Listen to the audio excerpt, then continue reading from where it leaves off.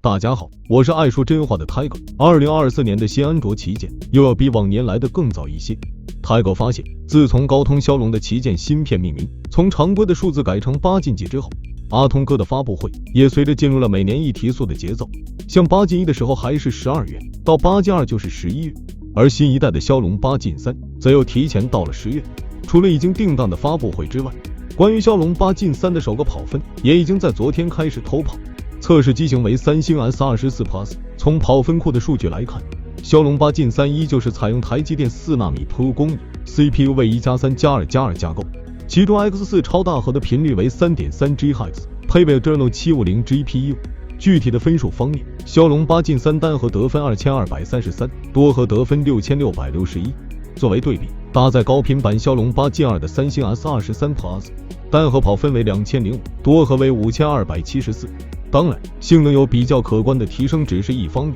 更重要的是，随着高通的提前发布，下一代的安卓旗舰们，甚至隔壁发哥的天玑9300也都已经在路上了。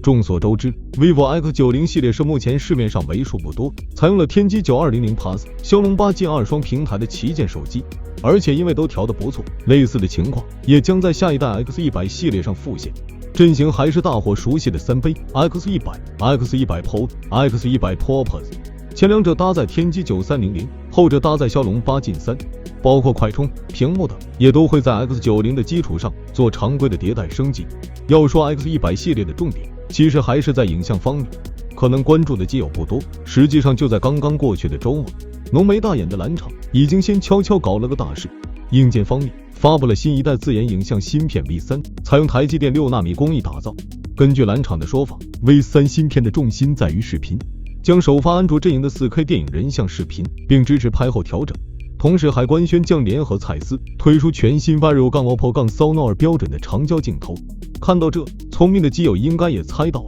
无论是 V3 芯片还是新的长焦镜头，这些都会在下一代 vivo X100 系列上首发搭载。特别是长焦这块 ，Tiger 瞄了下现有的爆料，感觉只能用亏贼来形容。骚操作来了 ，vivo X90 Pro Plus 才用上不久的6400万像素长焦镜头 ，vivo 一个反手就给 X100 和 X100 Pro 安排上了，甚至还加入了用过都说好的长焦微距功能。更离谱的是超大杯的 X100 Pro Plus， 江湖传闻这次直接用上了 1.4 英寸的2亿像素大底传感器。再加上新蔡司 T 星镀膜加持的1英寸主摄，感觉关于谁是今年年底最强拍照旗舰这事，突然又开始有了新的变数。提到骁龙8进3的首批机型，无疑还有小米14系列，而且不出意外的话，大概率会是全球首发。从爆料来看，阿米的大体策略还是不变，全系搭载骁龙8进3，中杯和大杯先出，超大杯留着后手。先说小米14，基于今年小米13的热卖，这一代还是会继续做小尺寸的直屏旗舰，同时屏幕的黑边进一步收窄至 1.7 毫米左右，主打的就是一个正面颜值拉满。除了外观升级外，在配置方面，小米14也喜提了不少加强，比如影像，不出意外的话，它将用上全新的 OV50H 主摄，豪威前段时间发布的新传感器 1.28 英寸的超大底，之前小米16也用过豪威的 OV48C， 这次算是续上了。同时长焦也用上了小米13 Pro 同款的直立式模组，5000万像素的 JN1， 如果没砍掉长焦微距的话，实用性也挺高。快充则升级为90瓦有线加50瓦无线，感觉只要骁龙8进3稳定发挥，不掉链子，小米14也就基本10拿9稳了。至于小米14 Pro， 虽然还是大尺寸的曲面屏，但这次又改成了4项微曲面，搭配同样大幅收窄的黑边，屏占比看着有点惊人。影像部分的话，对比小米13 Pro 可能有一些变化，主摄从1英寸的 IMX989 削弱成小米14同款的 OV50H， 但是长焦升级了，潜望镜再次回归，而且据小道消息，这次的小米14 Pro 可能还会有一个设计和影像加强的特别版本。聊完蓝厂和橙厂，再来看看绿厂，其中 Find X7 系列这边可能还得等到明年3、4月才有眉目，反倒是2个字品牌的小店，这回几乎已经蓄势待发了。说起来也挺奇怪的，明明一加的下一款新机是一加 S2 Pro， 结果现在被扒得最干净的却是1+12。渲染图已经早早出炉，整体的 ID 设计没变，就是镜头有了点小变化。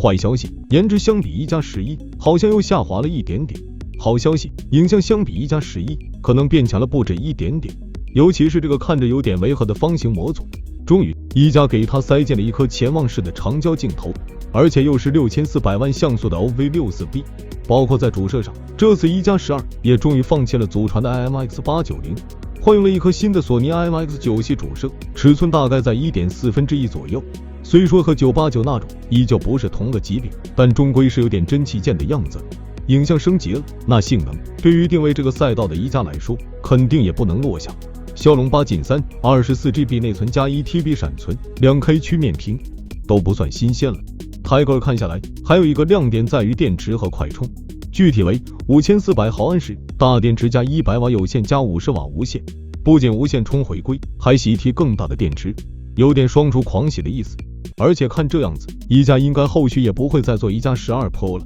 怎么说呢？专心做一款标准版旗舰也挺好的吧。聊配置之前，还是先给大伙捋捋真我接下来的2款新机。搭载骁龙8 Gen 2，且已经在前些天官宣的那款叫真我 GT5，而接下来将搭载骁龙8 Gen 3的真旗舰才是真我 GT5 Pro， 这代也是大升级的主。影像和1+12的区别，可能就只是少了个哈苏的联名。同样拥有1.4英寸级别的 IMX9系主摄，以及6400万潜望长焦的加持。电池虽然没有一加那么离谱，但也给了5200毫安时，并支持100瓦有线快充。哦对，24GB 加 1TB 这种看啥台式机的内存组合，真我也是有的。两者最大的区别，可能还是在形态上。毕竟上代的真我 GT2 Pro 就是当时少有的 2K 直屏旗舰，如今 GT5 Pro 回归，没道理不继续上。反正 Tiger 看下来，这代真我旗舰在配置上都没啥问题，相比往代产品力肉眼可见的大提升。Tiger 现在唯一担心的可能就是它的外观了。总体来说，除了性能方面的正常迭代之外，像影像、屏幕、快充等也还会是接下来安卓旗舰重点发力的方向。相信基友们看下来也发现了，尤其是素质不错的长焦镜头基本上已经迎来了普及。作为一个长焦镜头的拥趸，我的评价是好起来了。这些手机你们更期待哪一款？欢迎在评论区留言。想了解更多数码资讯，记得关注我们的频道。我们下期再见。